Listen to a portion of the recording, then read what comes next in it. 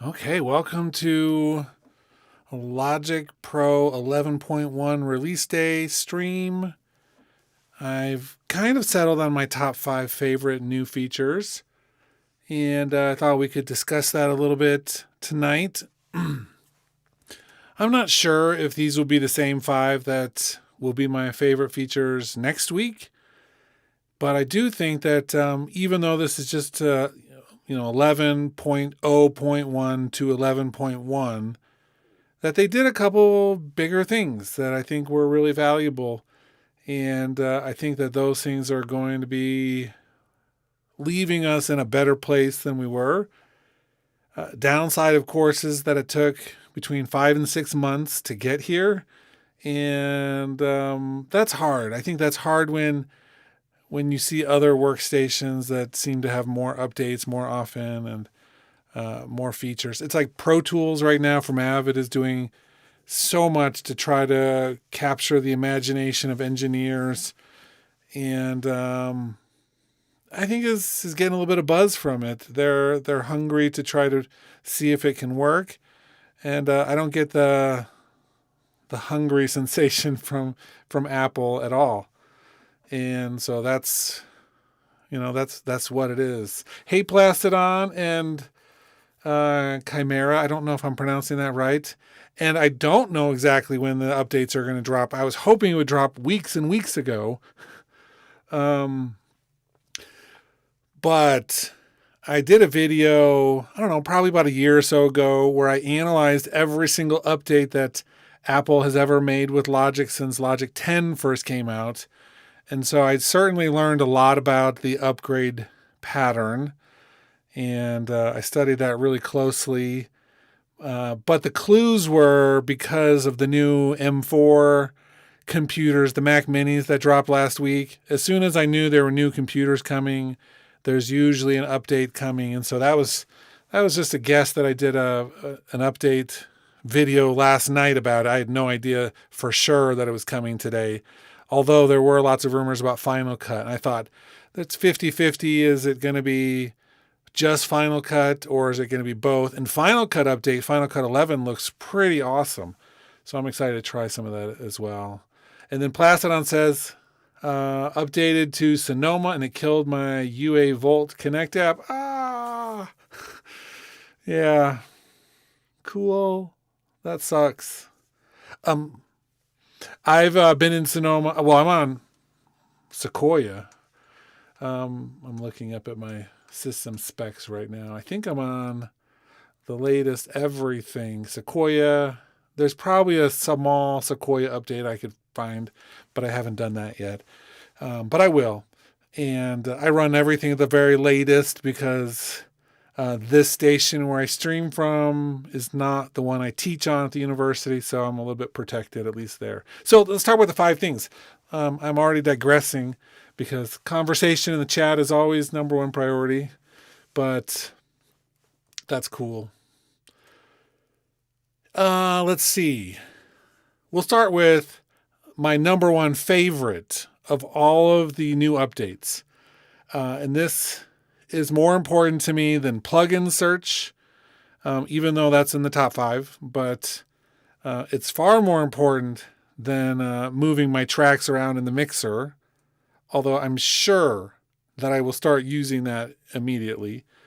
My new favorite thing of all of them is the ability to customize my transport and to put the buffer size right there front and center. So I can change my buffer size, my I/O buffer size from my transport.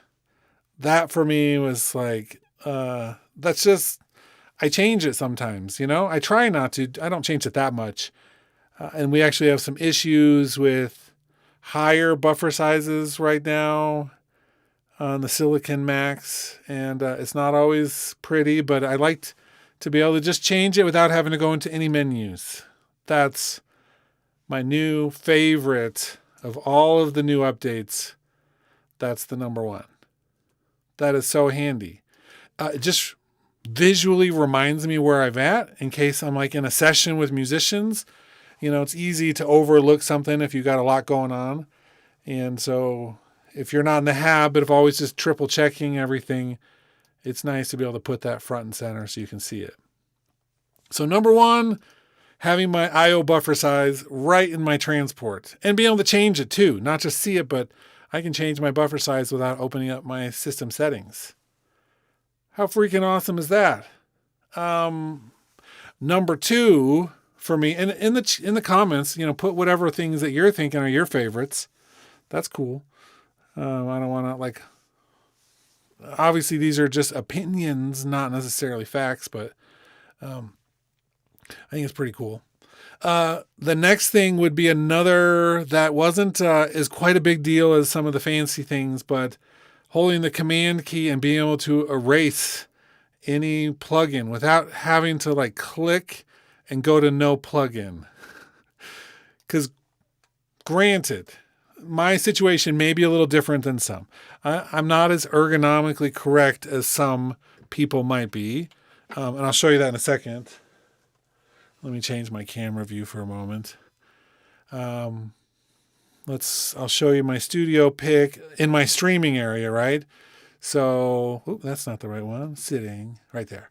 So I have in my little streaming space, my green screen behind me, and then I've got my monitors up in front of me, right up on the wall.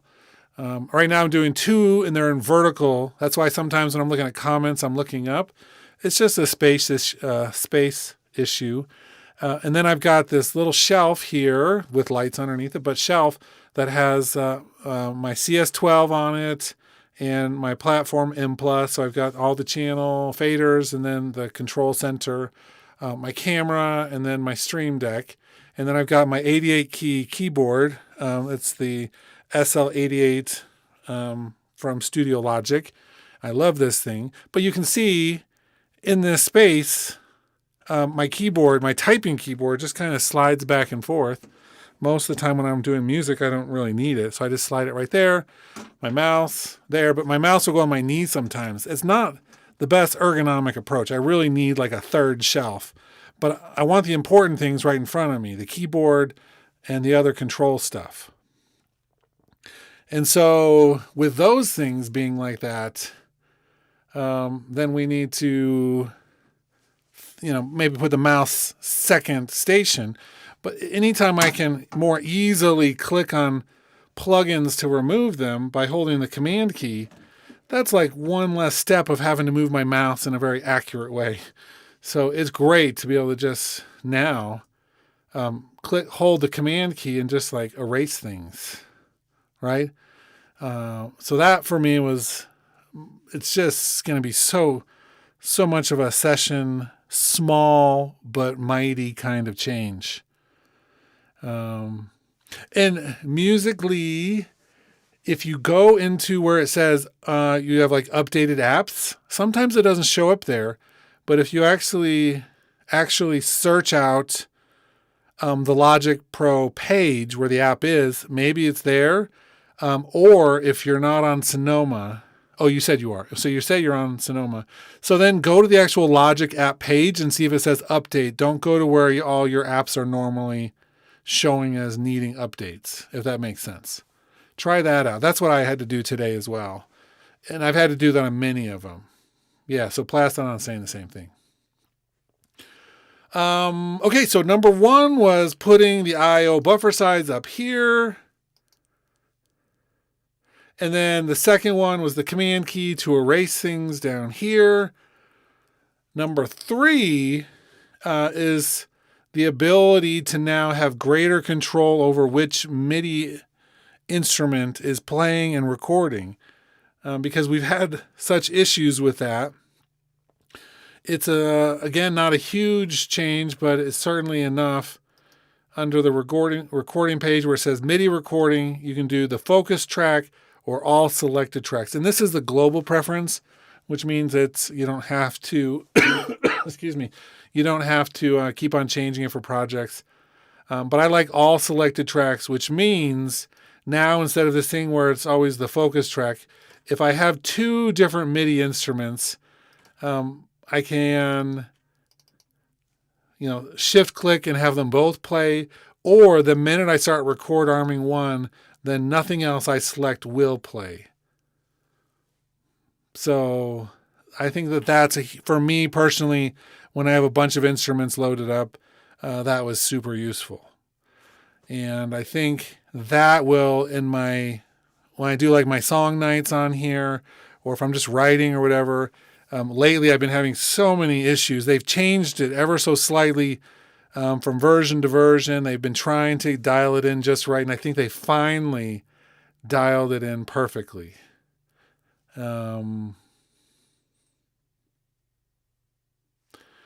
then Musically says, wow, that is so dumb, but thank you. It's hidden. I click the icon, then I see the update. Perfect. Yeah. Not the greatest. So those are my top 3 so far. I will say number 4 is the new search function for everything. And it's not really just... it's not just the plugin search when I'm like on a channel strip, even though that's super nice. It's like the search function over there, but being able to just select like all of my tracks, for instance, and Control Command P, right? And I can add one plugin to all of those tracks at once. So if I'm setting up a quick template and I just want to put a non like default EQ on there, or if I want to put a bunch of not the standard compressor, then that I think is super handy to be able to do that too. And I love that right then. Cool. So the plugins, the search is the thing. And that applies to as well. So say I'm working with my voice here, and I want to come in to my buses. We can do things like I want to do bus 15. Just type that in, and all of those get switched over to bus 15. Or I can add new ones down below it, and I could it just adds a level of like precision to my decision-making process that I think I'm going to get used to really, really quick. Plug search may now be obsolete. And I'm not, so other software certainly has other ways of finding all your plugins in efficient ways. The way that they did it certainly feels like a very Logic Pro kind of way to do it. A little bit different, but it adds other functionality that we didn't know was coming with the input and output and busing search as well. It's all good. But I can quickly command click a bunch of different tracks, command control D, or P, command control P, and then add a plugin to those 4 tracks. And that's easy. That's fast. Doesn't take a lot of time. And there's reasons still to use other services, I suppose, but my personal goal is always to have as much inside the software so that when updates come, I don't have to worry about as many other things being required to update. And so the more I can limit that, the better, I think, for my own sanity. I think that was 4. Oof. There's a few things that I think I'm going to like, but I haven't really figured them all out yet. There's one with the external instrument and other instruments that don't have through MIDI on them. I haven't had a time to really dig into what that one does. I honestly, being able to move tracks around in the mixer, and they move also the corresponding up in the track area, that's not in my top 5. Partially because we could already accomplish that goal in nearly as many steps. It's nice that they finally, it's like common sense. Yes, we should be able to just move them in the mixer, but it feels like I've lived like the last 20 years without being able to do it. And so that one, I'll likely incorporate it into my day-to-day workflow, but it's not like one of those things that I'm like was dying for. Yeah, and keep all your comments coming about the things that you wish that they would have added but didn't, because I can definitely see that coming. L from the Bay. Next update, we need drag and drop feature. So we do have some, and that was mentioned in the update release notes. So for those of you watching, I did another video earlier where we went through every release note, almost every release note. A couple of them we skipped over when it was like, they're just saying they're fixing something that should have been broken. They fixed something that shouldn't have been broken, or that now acts as expected or whatever, makes it so Logic won't crash when you look at it wrong. We didn't read all of those, but we did look through a bunch, and one of them was if a plugin, like an instrument or other thing, is compatible with the drag and drop function in Logic, you can now drag from the browser into that, and it should work for all of those. Now, if it doesn't work, it means the plugin, a third-party tool, just hasn't been coded to do it. So we'll see about that. That's right, Plastodon. People should act as expected. That's what act as expected. Whew. So the drag and drop of channels is cool. It's great. But, it's hard to say exactly what parts of that am I going to care about the most. I want to... And I'm still going to do like that, where I use my mouse to choose a bus. It feels weird to like immediately switch over to typing in the number that we want. I mean, it doesn't take that much. But with that, bus 4 over here, I'm going to load in the new reverb for a moment. I want to talk about that for just a few minutes. The QRS, which I haven't looked to see if it does surround. I need to look and see if it does. There's probably an easy way to check it, but we have the traditional one and then the yardstick one. And let me solo out my drums for a second. This is just one of the drummer patterns, but...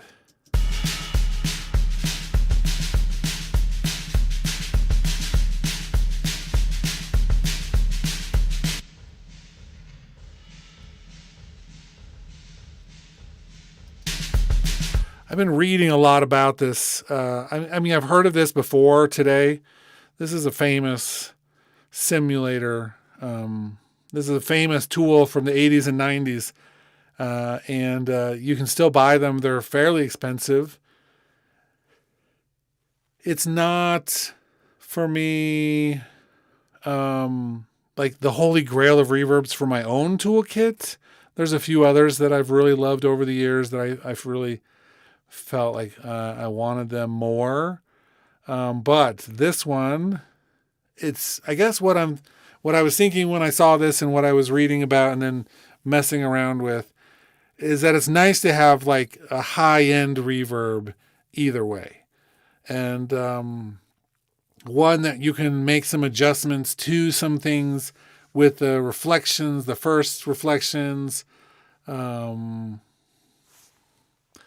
and it's just, it does have a certain toolkit place where we don't have with other reverbs existing in the toolkit, but it's, I don't know, it felt a little bit redundant in some ways, but it is something to talk about. So, I mean, it's one of those things where I'm assuming, and someone at Apple can tell me if I'm wrong, but I'm assuming that they bought this tech from somebody, right?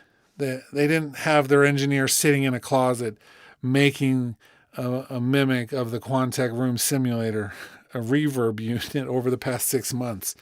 And so that being said, it's an easy way to add something in with a purchase rather than, having your engineers take the time to make it. So that's cool.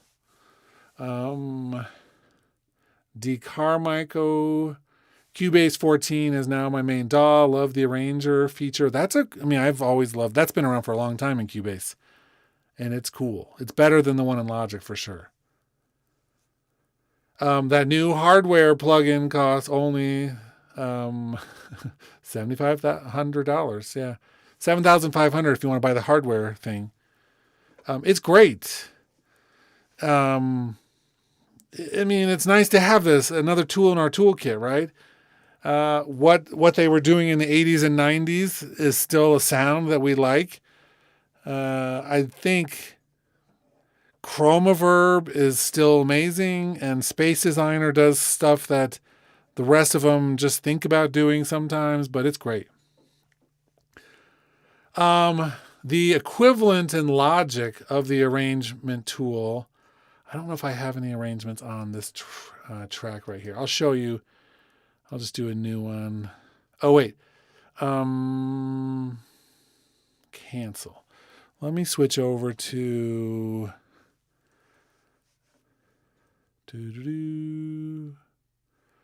Where is that? Okay, so I'm going to switch over here for a second while I close this project and open up a separate one. I did a song night last night, and I'll just open up that one for a minute because I believe I used the equivalent of the arrangement track. It's different. It's not the same, and that's okay because it's just different. But it's kind of the equivalent. So in Cubase, of course, I believe, correct me if I'm wrong, it's been a few minutes since I've used it, but you can actually like designate parts of the song, and then you have a list and it plays through them, and you can change the order and it'll skip around the project to play those different parts. In Logic, we can't make a list, but I can make my arrangement track with different pieces of the puzzle. And then if I'm like, you know what, I really like this verse, I'm going to option click that to bring it after the chorus.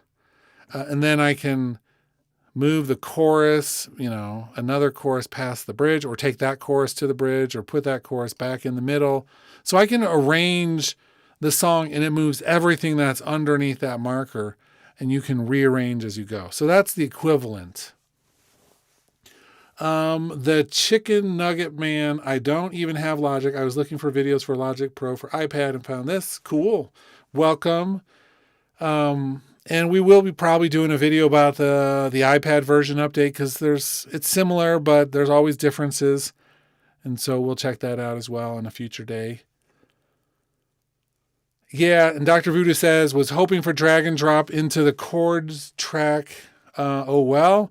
And I was looking for that too so much. That's something I'm waiting for. But now that we're doing updates every 5 to 6 months, I guess, we'll make a video about that in December, January, February, March, April, in May or June, Oh, well. They did do some enhancements for the chord track. And I was running into this last night when I was doing this song. I was thinking, man, it's so hard sometimes. So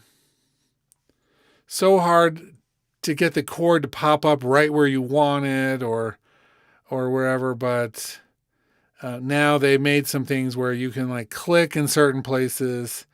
And if you don't have a chord there, then it'll add it right to the front of the bar. So you don't have to get it precise. And some of those other things that I think are going to make a difference. And they fixed some of the bass playing, so the bass playing isn't as loose when it does slides and things, and so I think it's going to be better.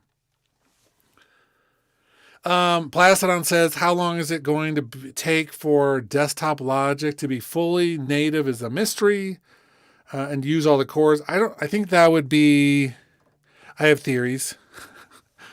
I have some theories. So Dr. Voodoo says they would have to completely recode the entire app, which is true.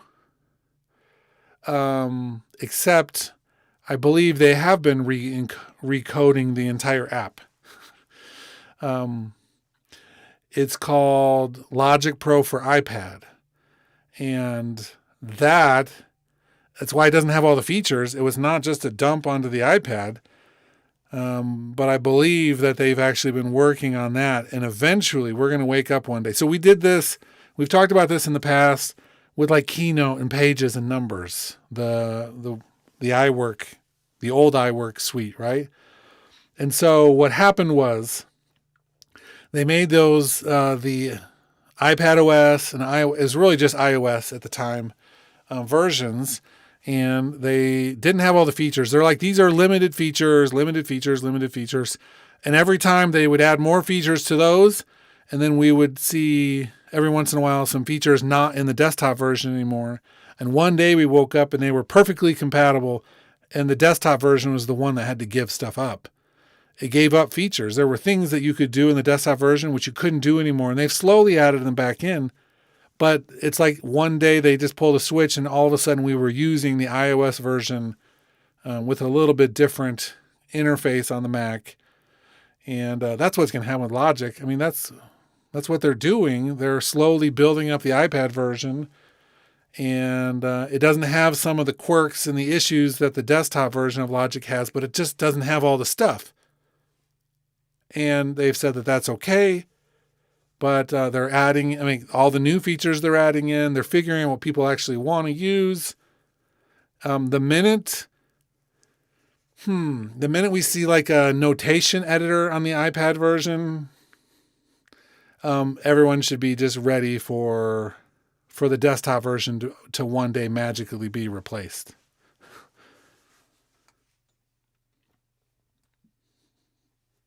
And then a bunch of people saying, I agree.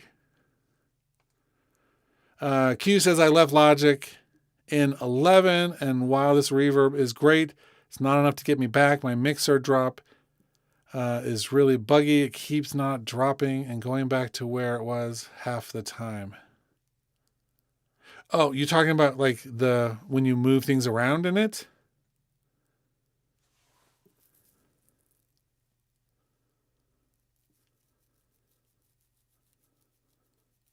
I'm curious what you mean. Oh, so the only thing that I've noticed is every once in a while I drag things to the right. I drag things like you have to click, hold, and if you drag them to the right, it goes back to where it is because it turns out stereo out cannot be moved. And so if you put anything to the right of stereo out, it registers as a mistake and cannot be moved. The master, while it starts out there, we can't move it back out past it, by the way. But the stereo out is an unmovable channel. The auxiliary tracks, once you move them, it actually adds the tracks up in the track view, which is a nice way to be able to get that there. But I don't understand why the stereo out can't be moved, if that's a bug or intentional. Makes no sense to me. And then Q is saying it's not even that, it's a different issue, but that's the only time I've had it so that it doesn't move where I tell it to. Otherwise, everything has been working pretty well. There was a question about Studio One 7. I did do a review on that, and the reason I'm interested in Studio One is because they've been moving closer and closer to what Logic does. And they do some things already better than Logic does. The drag and drop functionality. I would actually say that their immersive audio and surround sound stuff are better than Logic. Even though Logic's had surround sound and immersive stuff longer, because Studio One is brand new with it, they were able to kind of get it more correct. The surround sound stuff in Logic, if you've ever tried to set up an Atmos room, physical speakers with Logic, there's some major issues with the routing, and I can't fix them. They just have some issues. So I think that that's better on Studio One. The chord track is by far one of the best chord tracks out there in Studio One, and we have just like a chord track in Logic that's like 1/10 of that, but it's brand new. I mean, it's not, the current iteration of it is new, and they're adding stuff into it, and they're going to probably, it's like they're slow releasing everything these days for Logic. It's like they're adding a little bit more functionality, a little bit more. Then we'll get the thing that everybody wants. And miraculously, everybody will start making amazing music only when that happens. And I'm totally joking. I get frustrated with it. But my job is twofold. One of them is as a university professor. And so my job is to teach software and how to be an audio engineer and how to do all of these things. And I see ways that my job would be easier as an educator. But if I was a full-time musician, I tell this to anybody who asks. I'm like, if you want to be a full-time musician, look at how much YouTube you've watched or TikTok in the past week. And if it's more than like an hour, then you're spending the wrong energy, or spending all of the energy in the wrong places. Now, some of you, I'm assuming, don't fit in that category. You're probably doing music a lot and trying to really focus on it. Or maybe for some of you, it's a hobby and you're not trying to do it professionally. But there's 22 of you right now watching a YouTube video instead of making music. And that's a sign. That's a sign. I mean, you're here to learn about the new version. But it's like I'm interested in what the difference is between those who are watching content and those who are making content. And that's really a curious thing to me. And David, that sounds like a great place to relax your ears. So kudos. I love that you just got out of class and you're watching more videos. That's different. Like, that means you're actually hungry for learning some of this stuff. Just don't forget, at some point, the learning of something can't replace the actually doing of something. And so you got to like grind out the doing of it. And don't try to make hits. I hear this time and time again from like people who have written some of the best songs in the universe, right? They say, I didn't write a hit. I just was trying to like be authentic and find something that was meaningful to me, and everyone happened to like it. Or they say, you know what? I wrote 50 songs and 49 of them were horrible and one of them turned out okay. So everything seems to Plastidon be having some sort of issue with the cores on Apple Silicon. It's a newer, and it's not new really anymore. It's still newer-ish in terms of the thought process behind how we're making our software.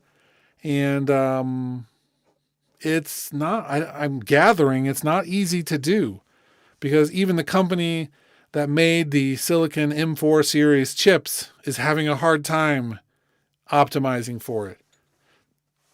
That says something. What they can't do is just throw out all their software. They have to be so strategic, because one bad day in the press and they lose millions of dollars. That's the trick. And then Cubase just got a big update too. And they're moving towards what Logic and Pro Tools and everybody else are doing. They are keeping all the good stuff they've already been doing and adding more stuff. So it makes me wonder just where the end target is right now. And after spending kind of the last 6 months really looking at other software to try to find something that maybe I could use instead of Logic, I was just curious. Logic 11 crystallized something for me that I hadn't been able to really put into words, which is I wanted something that was truly new. And regardless if you like the new session players, like the bass player that they have, when you get the chords in there, it's doing stuff that I find super interesting and useful. And there's enough controls over it. It's advanced enough that I can make a sound that I want from it that doesn't just sound like the default. It's not like an Apple loop that is so recognizable. You can make stuff with those players that if you did it well, that nobody could verify that it was a session player instead of like a real person. That's a big claim, but I think I could stand by it. So That's what it's like. I don't need another Live Loops thing. That's what Studio One had it, right? Live Loops. We have Ableton. You don't need that. Logic didn't need it. I never use it in Logic. I think it's stupid. That was a lot of time they could have been working on something else. And they could have made just an iPad app that did that. And you didn't need to bring it into Logic. Spatial audio is cool. They spent a year really building spatial audio in Logic. And they want it for the Apple Music platform. I still talk to my students on campus. I've got 100 of them right now, and maybe 10 of them have ever used spatial audio on Apple Music. Let me explain how the future works. It is built off of all the people who are in classrooms right now, right? Oof. Man, that's going to be cool. So we'll see how long spatial audio stuff lasts. I sat in a demo today with Sony. Oh, man. Let's see. What is that called? I have it on my email right now. They put little microphones in your ears, and you have to listen. They record, or you send out tones from the speakers, and the microphones inside your ear take measurements of how it sounds to you. And then you put headphones over them, and it measures what the headphones sound like. And then it essentially plays stuff through your headphones, and you can't tell it's in the headphones. It sounds like it's in the speakers. And I would have said that I would have guessed it wouldn't have been perfect. But having heard it today, I couldn't tell when he switched it over to the headphones until I took off the headphones. The VME stuff from Sony. It was like mind-blowing how good that was compared to what Apple's doing with some of its spatial audio stuff, which is not as good. Even the personalized spatial audio stuff is not as good as that. So we have the technology to make all this stuff amazing. It's just a matter of if it gets into the right hands from the right people. And this stuff is better than Sonar works, to be clear. I mean, the engineers at Sony who are doing this, they did something that it's like I can't even describe how amazing it was. Let's see. Aaron Paris says, I do a track a month, sometimes more, just getting ready for the Feb RPM challenge. Cool. Do it. That sounds awesome. Plastodon says, keep coming back to Logic. Dr. Voodoo says, target demographic is brand new Logic users, new customers. For the people who already have Logic plus a Mac, Apple already took your money. True. DeCarmichael says, for mobile production, would you get a 16 MacBook Pro or 14? I would always get the most you can get for the money you have. So whatever your budget is, push it as much as you can. Because you're doing stuff. But for my mobile stuff now, I take my iPad Pro with my SSL interface and a keyboard and a mouse and a hard drive and a MIDI controller. And I'm happy right this moment with that. We still haven't gotten to my number 5 most favorite thing about this new update. We talked about a lot of stuff, but we haven't gotten there yet. And Aaron says, Logic Pro keeps giving without costing money for upgrades. And Apple did something that I was really happy about.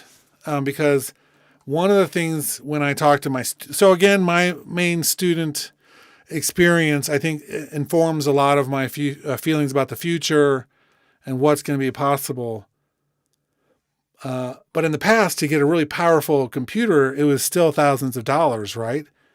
Anybody ever... I still have my Logic Pro boxes in my office from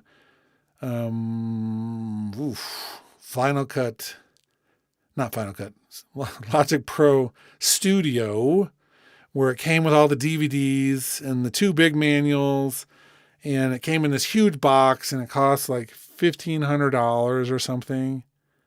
And that was expensive. At that time, it could do a fraction of what we can do now. honestly, a fraction. And I would talk to students and say, hey, any of you considered using Logic? And they would look at the price tag and say, yeah, right. Yeah, right. And so now computers with the new Mac Mini M4, which the base models are like, $500. That's so cheap for how much power is in there. And so it's not even a question of like, can you afford a computer? I mean, everybody can save up that much over time. It may be tricky for some. Some people are on such tight budgets. I'm not suggesting that it's smart to spend the money you're earning on it, but it's certainly getting cheaper to the point where it's becoming more and more affordable. That thing is more powerful than most iPads and is cheaper than most iPads. So it's like it's getting the sweet spot of technology getting cheaper is actually happening in some ways.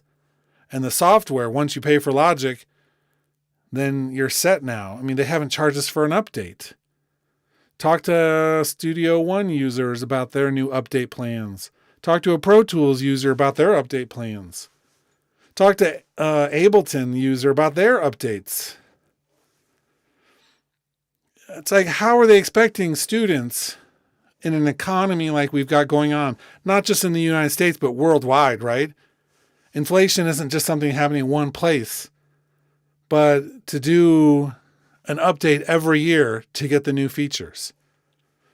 It's like mind-boggling. That's the one area, and that's one of the reasons I love FL Studio, which has free updates for life.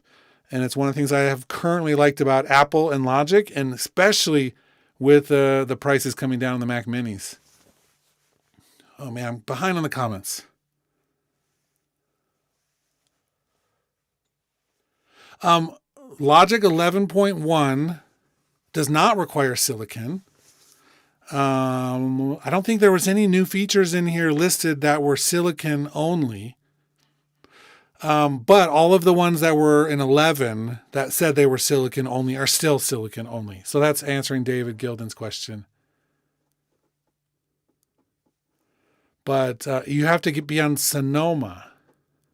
But Sonoma works on non-silicon Macs. Oh, Dr. Voodoo already answered, I see. Yeah, Ableton is very expensive. I wonder what the cracking culture is for that.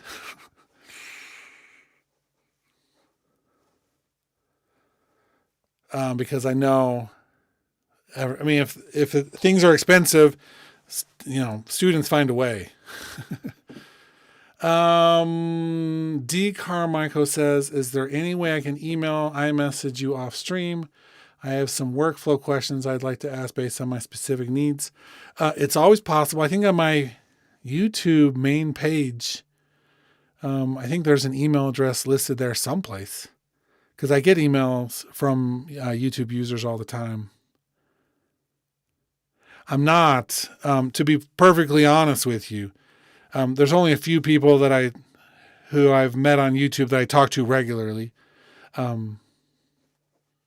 Like David Gilden, we've talked a few times, and there's a few others. But I don't, I get a lot of emails from a lot of people. And so sometimes things fall through the cracks. So make it very obvious.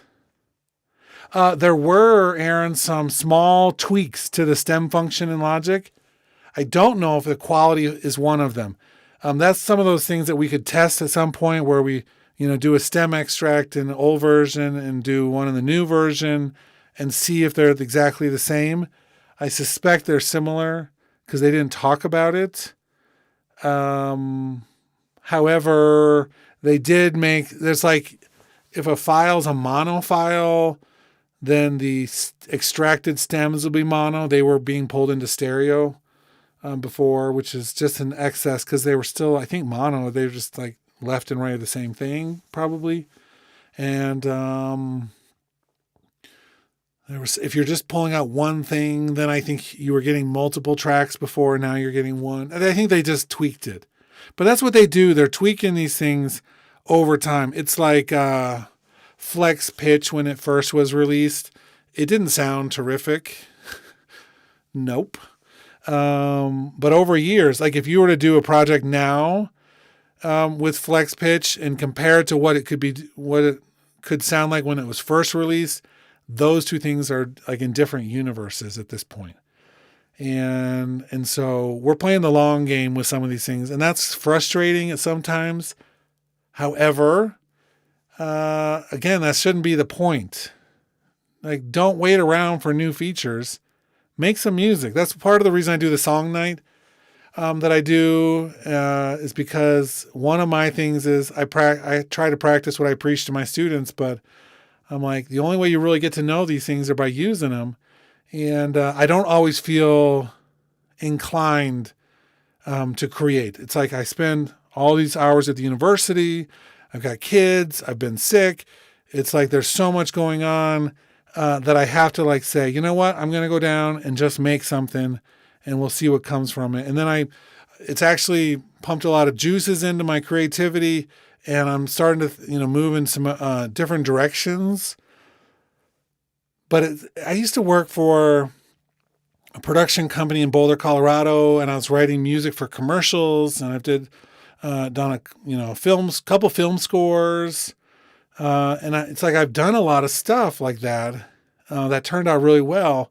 But then the daily grind pops up, and if that's not your like main money maker, then I feel like some of the hunger for making that stuff goes away. It's like I need to expand my song night into some of those other styles that I've written in the past instead of just the verse, chorus song format that I'm doing right now that Logic really loves.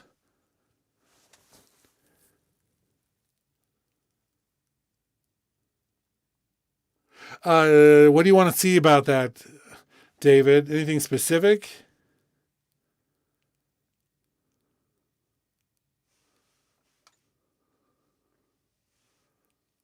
Man, I've got all my tracks. This is a different project. This is the song night from last night. Let's put it into at least a little bit of order here. There's no vocals on this. And then with this, I'll turn off Chromaverb. And here's the Quantec.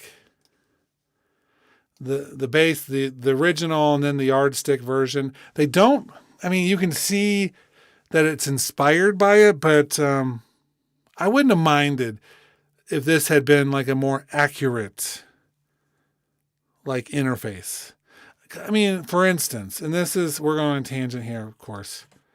But I was in my earlier stream today. I pulled out the JV 1080 from the Rolling Cloud. Now this, I can't easily resize, I don't think. But that gives me the whole real experience of the 1080, right? Because if you have a 1080 in your studio, you're always like squinting your eyes and looking down wherever you have it racked up. But this is the interface. I mean, this is like looking at a JV 1080 and it brings back feelings. Right? This does not exactly look like the QRS. And it's great. It has all the stuff. It's an accurate, supposedly 1-to-1 for the actual unit. But, it's like, I wish it was the exact interface. Let's do that every once in a while. This is like the Logic interface right now. This is what all their new plugins with these like kind of rounded buttons that are like semi-transparent, and it has a certain look to it that fits in with the other pieces of the toolkit.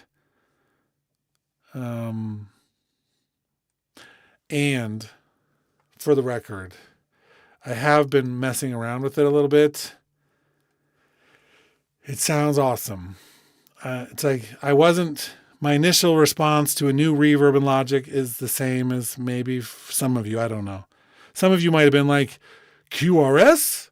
That's it? I'm switching the logic. For the first time, they did something I want. How many of you felt that way? Anybody? There it is right there.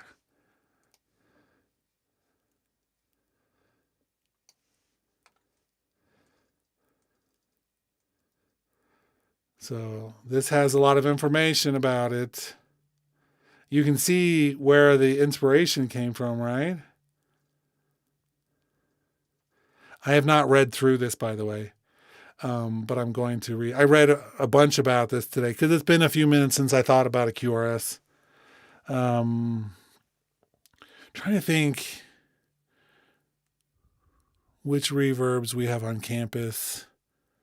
We had a TC electronic one for a long time, but I think that had some issues at some point. It's late at night. I can't remember the other one right now. Oh, it's a very expensive one. Oof. It's not one of the lexicons, although those would be cool. What's one of the other expensive reverb units? Somebody tell me.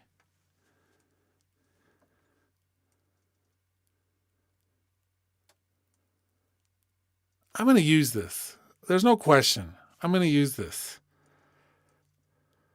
Bercasti, thanks. Thanks, guys. Oh, I knew somebody would get it. We always joke about it on campus and call it the Bercostly because it's expensive. But that thing is so silky. It just sounds good on whatever you use it. It's amazing. So the Bercasti is what we have on campus in one of our flagship mix rooms. And while different, the QRS and the Bercasti kind of have like a similar vibe to me in terms of their quality. And that's one thing we don't get from Chroma Glow or Chroma Verb. We don't get this sound from a Chroma Verb, no matter what. It doesn't do it. We're closer, if you're careful, with Space Designer because that's an impulse and it can actually do things. But what this does differently is give us control over all of the reflection information. And so by having that control, it takes what an impulse can't do with customizable things and gives us that integrity from beginning to end of the signal chain while being able to match or change parameters. Now, Space Designer has the synthesized part of it where you can take something and create a new impulse based on the parameters. But the minute you start messing with that, you'll notice that it doesn't sound, it has some issues. It has all the pieces and the components, but it doesn't have that integrity from beginning to end of the signal that this is going to maintain while you change things like the room size or the first reflection delay and level and the reverb delay. I mean, this thing was a big step forward in terms of accurate room production. I think an impulse unit does that too because it's actually taking the impulses from a space. But this is cool. And we have the original QRS, you'll see the primary and secondary, not a lot in the secondary level there. The Quantec yardstick, we have the primary, the secondary, which has more parameters, and then we have the extended ones as well. And so we're really looking at some relatively deep control over the reverb with that. And that, I think, is pretty exciting.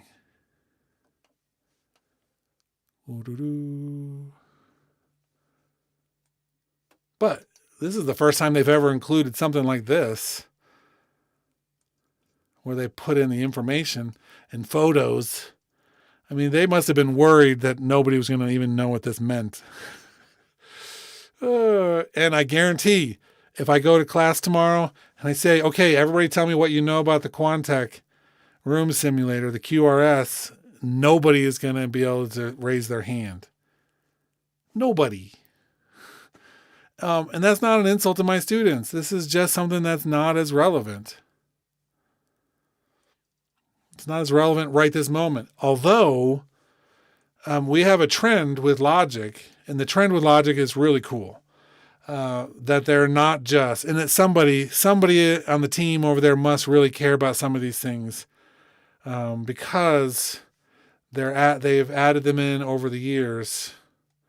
For instance, we have our EQ, our vintage EQ collection, where we have popped it up, the Neve style emulation. Now, I don't know if they paid to use this. I once made a video where I called Apple thieves, and everybody got really angry at me about it. I thought that was funny because I was like, well, I know what you mean, but that is the Neve, and this is an API, and this is a Quantec. You know what I mean? But they didn't pay to use the names. And so we're just stuck with emulations that are close, you know? Ugh. It would be, I would love, maybe somebody's done this. I don't have time to. But, because we don't have a Quantec on campus. But we had a Neve for a long time. We still have some of the modules, I believe, someplace. One of the first boards I used at my current campus was an old Neve console that had been at Abbey Road Studio C, and it was bought by a studio in Colorado up in the mountains.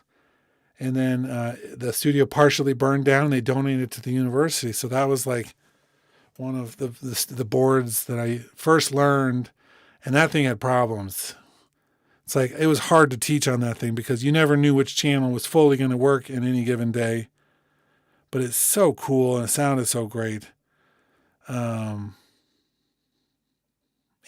sometimes I use that plugin just because it feels nostalgic, but I don't know if I don't use it that much because it has some things to it.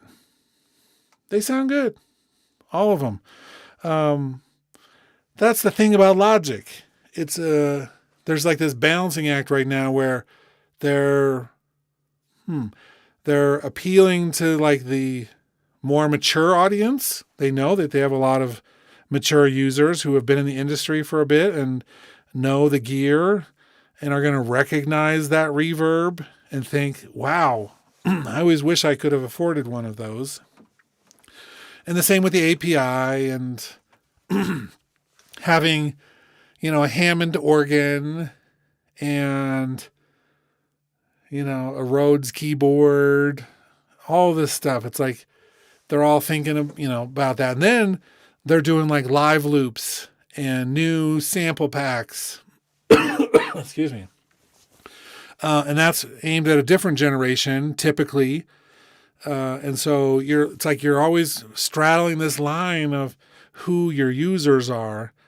And I wonder how much thought goes into that, if it was really casual thinking or if they did a bunch of workshopping and, focus groups. It's like I can't tell with Apple if they care that much or if somebody who just is smart has been advising them to say, you know what, your audience would love this reverb. And then they go out and buy it. That's cool.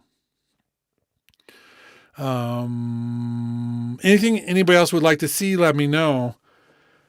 We are going to go probably just like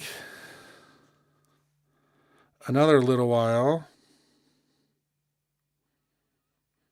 I'm just checking what's happening upstairs. Cool.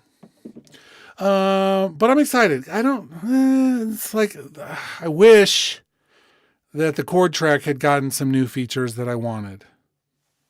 But I'm getting better at the chord track.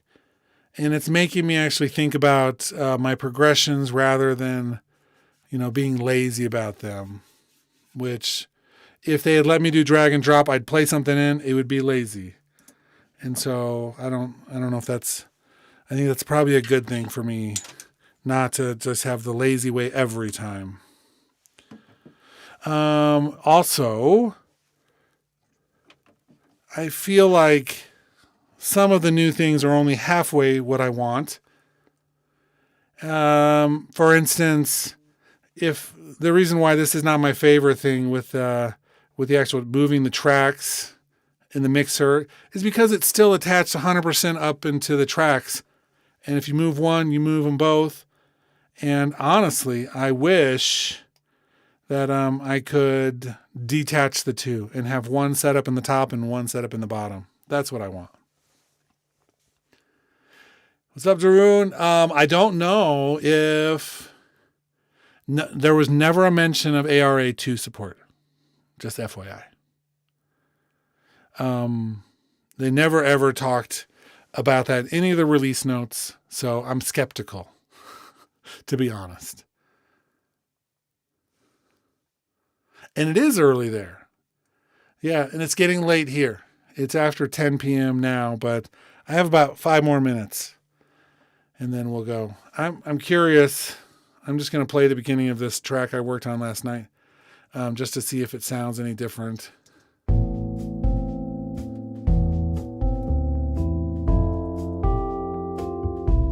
And it sounds totally different.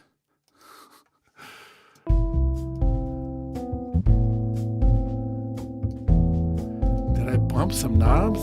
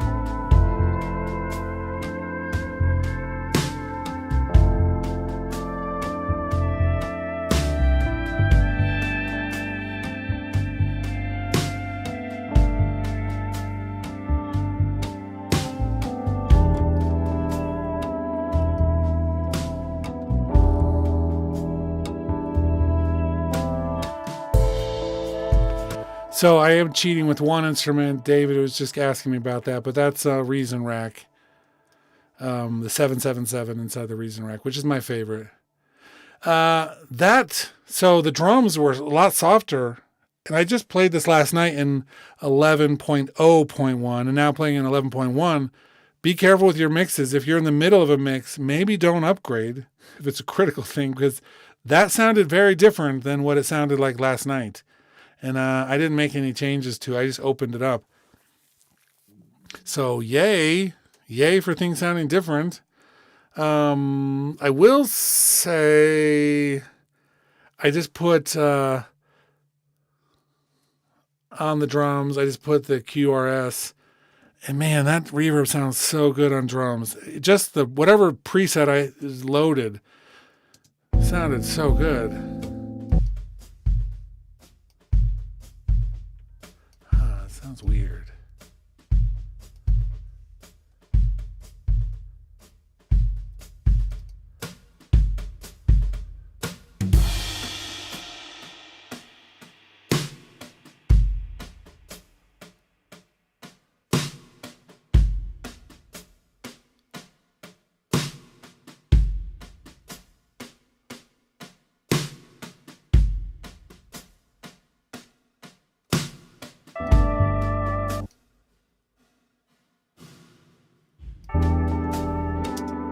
I mean, it sounds good right out of the box. Oof. But that first section sounds, I wish I can go back to the stream and listen to it, but definitely sounds different.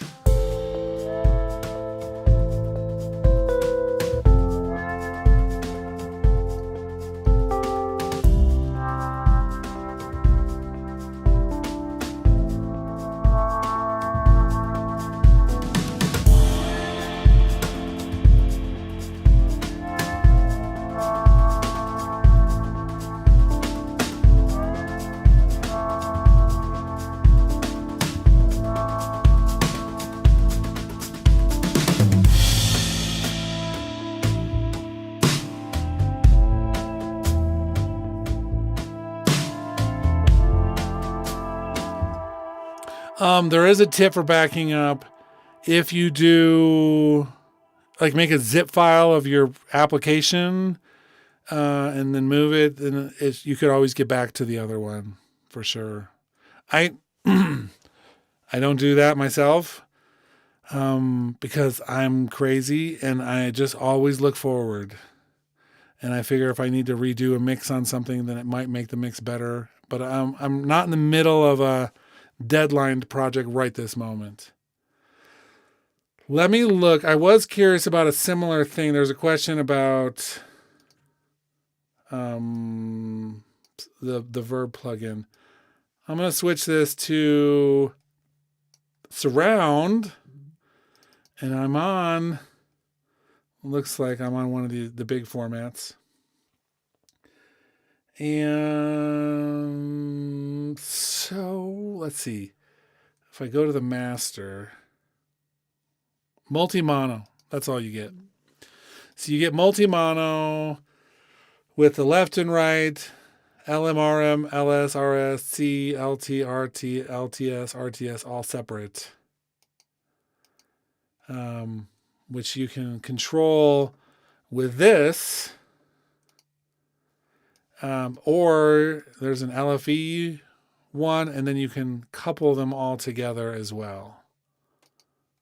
So multi-mono, if you've ever used multi-mono, it's not the same as like having a true surround type reverb. If I take that off, the big difference, like for instance, we go to our other reverbs. Chromaverb is multi-mono, Nverb multi-mono, Quantec multi-mono, Silververb multi-mono, Space Designer 7.1.4. And then you have balance knobs between the top, the bottom, front, rear, center. We have, it's got to have something else, maybe not.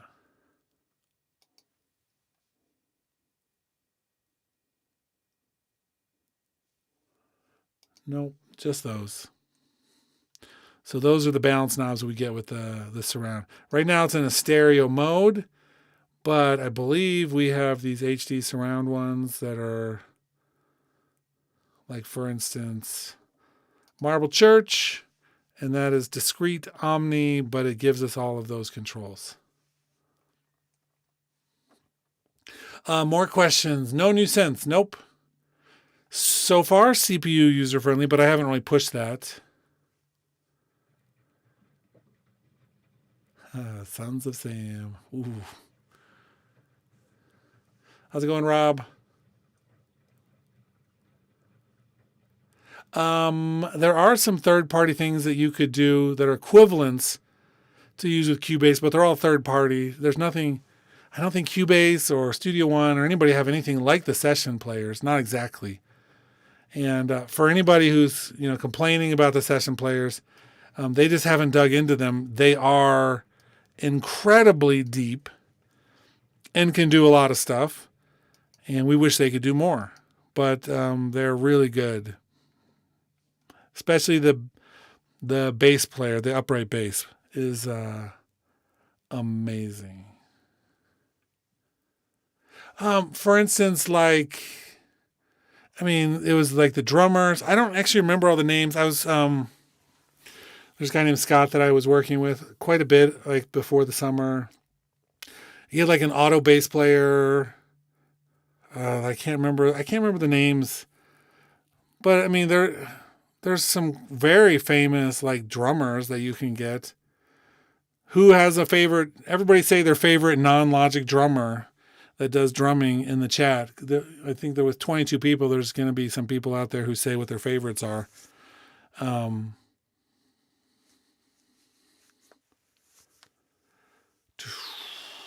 It depends, Sound of Music 33, what you have currently. Because the new Mac Mini M4 is pretty awesome, even with 16 gigabytes of memory. But the drive is so small.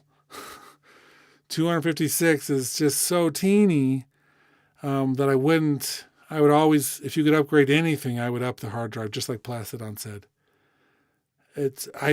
Mine, let me go back. I'm going to see what I ended up with on this one. Now mine, I still have an M1. let's see. I have 2 TB. I got the 2 TB. And I only have 75 gigs available right this moment. I need to clean it off a little bit. That's not very much. These computers need like a couple hundred gigs free to use as virtual RAM. But I have the 64 gigs of memory. I have the Apple M1 Ultra, the Studio Ultra. And so it's not worth upgrading yet from a M1 Studio Ultra to an M4 Mac Mini for lots of reasons. But I haven't hit the ceiling on anything I've ever done in Logic. And this is my Logic computer, so it's going to be good for a period of time. And Plastidon mentioned the price gouging on the hard drives. There was a video I saw where it's not even price gouging. It's like if you double it up or add like 200, gigs or whatever, 256. It's just like it was $200 or $400 and it didn't make any sense. I'm sure there's a reason. And it's the same reason that gas prices change. When they feel like the futures can sustain a higher price point against consumers, then they raise the prices, so it's like hard drives are one of those things where they're going to nickel and dime because it's where they're making a little bit of extra cash, I guess. It's my guess. Rob's doing stuff with MPC and sampled MPC kits. I love that. And we have a lot of the MPC stuff, I think, sampled into libraries in Logic someplace too. It's cool. And D. Carmichael says, everything UJAM makes, cool. Look, I don't know if I miss any other comments. So back to Aaron's one about, is the verb spatial? No, it is not. Apple loves to charge. Rob, so one of the things I've always said is the price of admission for Logic is a new computer, but the new Mac Mini M4 is so affordable that they lowered the price of admission for sure. Let me Google what's. Oh, I already have that open. Give me a second. Oh,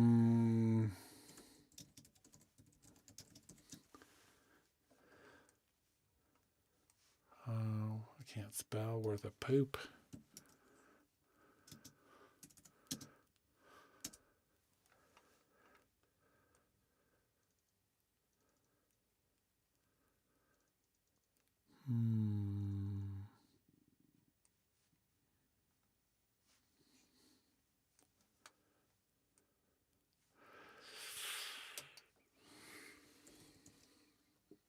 So the Easy Drummer stuff was one of the things I was thinking about.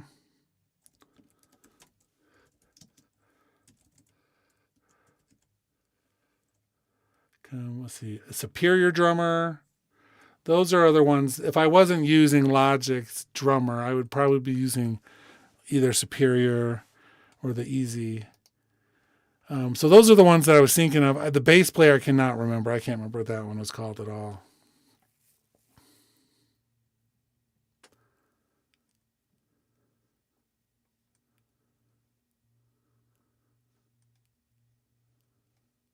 And Plastidon, how do you like those two?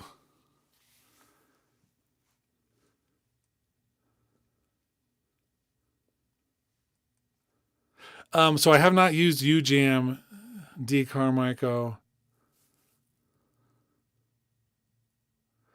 But I'll check it out. Yeah, they're good. They have more styles than we do in the Drummer track in Logic. For some reason, we get updates and updates and updates, and we get stuck with the same drummer genres and very few new patterns. Now, at least with the new Drummer, we have the ability to come through and do some manual programming of these downbeats and things, but that's not going to last us forever.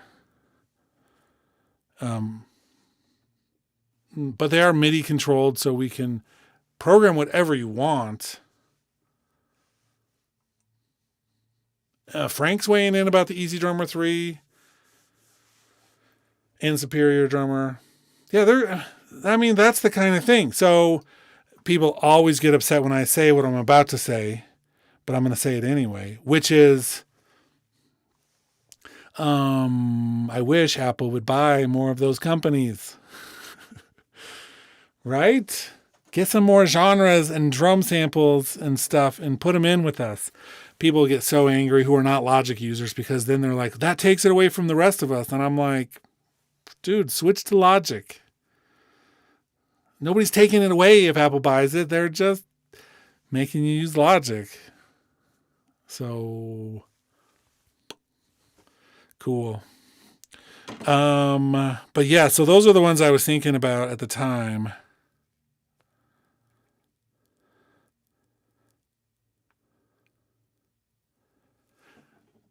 I'm trying to think. I really wish I could remember the bass player one. Maybe I'll write Scott and ask him. Unless Scott is watching right now, which he would have checked in if he was. Battery. The battery stuff's good. Eek, I haven't used it in a long time. One of my... I really like that with Logic and the drummer track, you can load up any drum kit you want. You don't have to just use the Logic drummers in Logic. You can come to the head of the drum track right here and say, you know what? I'm going to get rid of this drum kit that we have loaded, and I want to load in a third-party thing. And East West has like their Composer Cloud, and in it they sampled like some Beatles drums, and most of them were like just period not replicas, but period equivalents. But processed in the style of like the early Beatles and the middle Beatles and the late Beatles. And those, I don't have the Composer Cloud access right now. I wasn't using it enough, but that was one of my favorite things are all of those like period piece kits that were just so unique sounding. They were cool. Maybe it was Easy Bass. Now that you're saying that, Frank, it may be. I don't think it was Spectrasonics bass though. But there are these third-party things, right? And here's the issue, right? They might not update their software when Logic updates, and so you're stuck waiting. They might charge for updates when Logic doesn't. So anytime you want to update stuff, you may get stuck with a bill updating those things. It complicates things to use third party for everything. And that's why I'm a huge advocate of using third party only when we need to. And there's only a few times that I feel like I really need to. There are some things. And Rob, there was another time. So one of the cool things about the internet and Logic, I did a video about this a while ago. I'd have to find it. I probably made it hard to find in some ways, but the Sgt. Pepper's album master tracks are available online in various places. I didn't post them. And you can like pull out Paul McCartney's bass tracks in a few of the songs. You can just take that file, trim the beginning and the end, drag it into the sampler. It auto-analyzes all of the notes, maps them for you, and then you can just do a little tweaking, but then you can just play Paul McCartney on your keyboard. I mean, cool? Can you say potentially really cool?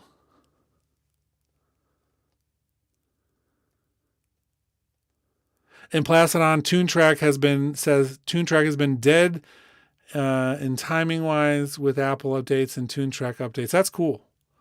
So it's good to like companies that are good like that. If they ever like falter, which we've seen companies close. I mean, I thought Finale, the notation software, was too big to fall, but they fell. Every time a company closes like that, I wonder if it's because Apple bought them. Honestly, that's like anytime a music company says they're closing their doors, I have PTSD from several companies closing. Camel Audio, which we got into Logic, thank goodness, and Redmatica, the sampling company, which most of we got in Logic, but not all. It's like they close their doors, no words, and all of a sudden, one day, a bunch of their features show up in Logic. Yay! Have a good time at work, Mr. Janssen.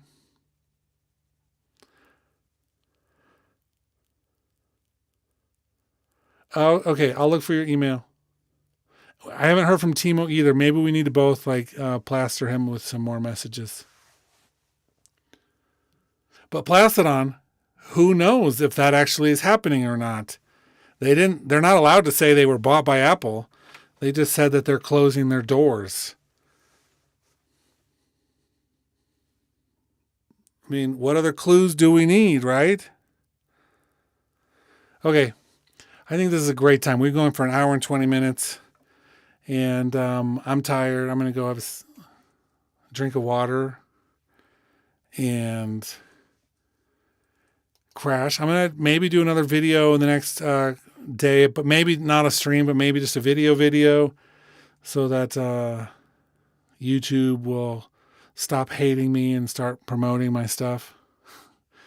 But thanks for watching. All of you who are talking, I mean, you're like the hardcore Logic crew that comes on here, and it's awesome. So make sure you hit that like notification thingy so you can know when we stream. We don't always give a lot of warning. But if you're around, do some of our song nights and talk and watch, and we can learn how to better use these tools that they're giving us. So that's it. And I will catch you all on the next one. See you later, everybody. Have a good night or day wherever you are.